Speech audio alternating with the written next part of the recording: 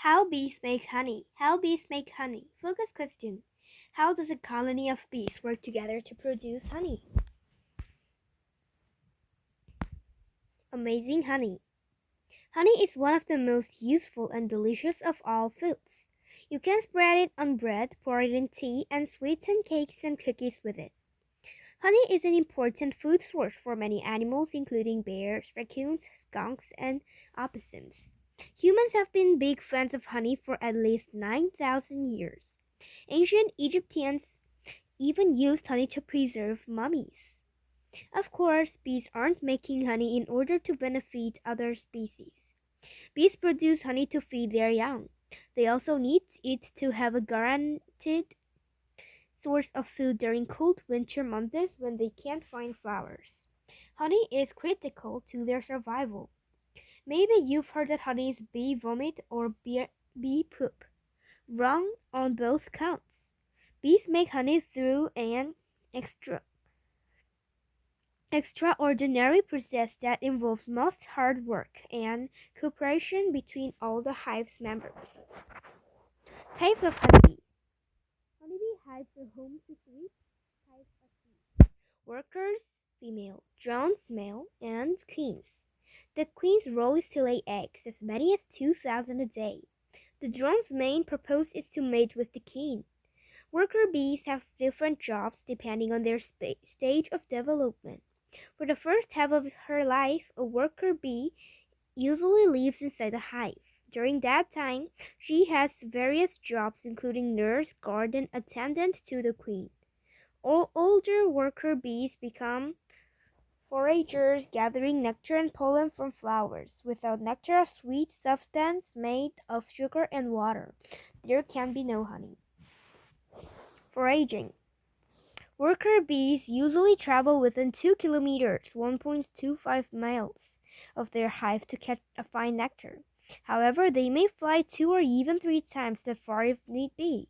A bee sucks up nectar from a blossom using her long pointed tongue or proboscis. This mouth part is shallow like a straw. A honeybee has 2 stomachs. The nectar is collected in a special honey stomach, also known as a crop. This is a different stomach from the one used for digesting food. A bee can carry close to her own weight in nectar in her honey stomach. Do you know? A hive of bees must fly almost 90,000 kilometers, 55,000 miles. They visit 2 million flowers to produce a pound of honey. One bee colony can produce 27 to 45 kilograms, 60 to 100 IB. The honey per year. Some other insects, including bumblebees, make honey or honey-like substance, but they do not store it in large quantities the way honeybees do. One honeybee produces about 0.4 milliliters, 20 of one of a 20th of a teaspoon of honey in her lifetime. Bees don't just collect nectar as they travel from flower to flower. Every time a bee lands on a flower, a little bit of pollen sticks to her feet. As she flies from blossom to blossom, she transfers pollen between the male and female parts of the flower. Some pollen may also fall from bees as they fly and be transported by flowers by wind. This transfer of pollen, called pollination, allows fertilization to take place so that plants can produce fruit and seeds. 30% of the foods we eat, blueberries, strawberries, apples, beans, lettuce, onions, and more, are pollinated by bees. Pollen is also an essential part of a honeybee's diet. Some honeybees gather pollen instead of, or in addition to nectar. They collect it in special body parts on their legs. Then they bring it back to the hive to share with other bees. Passing the nectar. While forager bees fly around looking for flowers, the nectar in their honey stomach mixes with chemicals called enzymes. These chemicals begin the process of transforming the nectar into honey. A forager bee may need to visit up to 500 flowers to fill her honey stomach. When it's finally full, she returns to the hive. there another worker bee known as a house bee or a processor bee is waiting. The forager bee regurgitates or speeds up the nectar solution into the processor bee's mouth. While the forager bees return to hunting for nectar, the processor bees continue their work. They pass the liquid from one bee to another, adding more enzymes each time. These enzymes break down the complex sugars in the solution into two simpler sugars, chemically changing nectar into honey. Repeated contact with warm air in the hive during the regurgitation process evaporates some of the water in the honey. Happy dance! If a forager bee has discovered a good source of nectar on her travels, she lets the other bees know. By performing dance composed of wiggles, runs, turns, and other movements, she communicates the location of the food source. Drying the honey. After about half an hour of being passed back and forth, the nectar is ready to go into the honeycomb. Each cell in a honeycomb is a perfect hexagon shape with 6 sides of equal length, made of beeswax. Bees create beeswax in glands on their abdomens. The beeswax comes out of their body in thin sheets called scales. Hexagonal cells use the least amount of beeswax to make the strongest, most compact honeycomb possible. Birds spread out the nectar solution in the cell so water can continue to evaporate. Additionally, bees help thicken the liquid even more by fanning it with their wings at top speed.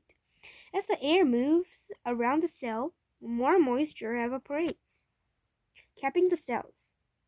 Once enough water has evaporated and the honey is the correct thickness, it is ready to be capped. Bees use beeswax to cap the filled honeycomb cells to keep them clean and all airtight. The honey is now ready to be stored until it's needed in water or harvested for humans or other animals to enjoy. Wowzer! How long can sealed honey stay fresh? While excavating Egypt's famous pyramids, archaeologists found pots of honey in an ancient tomb. The honey, which dates back approximately 3,000 years, is the world's oldest sample. It was preserved and still edible. Types of honey. The flavor, color, and thickness of honey can vary depending on the type of flower a bee harvests nectar from. Different flavors of honey are popular in different countries. Lavender honey is often consumed in France, while wild thyme honey is commonly eaten in Greece. In the United States, clovers contribute more to honey production than any other group of plants. Because honey contains so little water, has a high sugar content, and is slightly acidic, bacteria and other germs cannot grow in it. When mixed with water, honey produces hydrogen peroxide, a chemical that kills germs. This makes honey useful to treating wounds. Manuka honey, produced primarily in New Zealand, is better for treating wounds than other kinds of honey because of a special chemical found in the nectar of Manuka flowers. Helping bees.